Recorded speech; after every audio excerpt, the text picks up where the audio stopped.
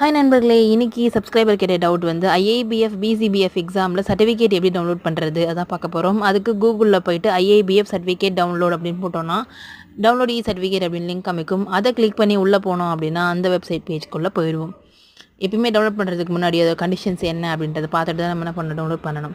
So கீழே வந்து கொடுத்துருப்பாங்க பார்த்தீங்களா, அதான் வந்து சர்டிஃபிகேட் எப்போ டவுன்லோட் பண்ண முடியும், டவுன்லோட் பண்ண முடியலன்னா அதுக்கு என்ன ரீசன், அதே மாதிரி அவங்கள நீங்கள் டேரெக்டாக காண்டாக்ட் பண்ண ஏதோ இஷ்யூனா அது எப்படி பண்ணுறது, அதே மாதிரி உங்கள் லைஃப் டைமில் வந்து 3 டைம்ஸ் மட்டும் தான் உங்களால் வந்து டவுன்லோட் பண்ண முடியும் சர்டிஃபிகேட், அதுக்கு மேலே பண்ண முடியாது.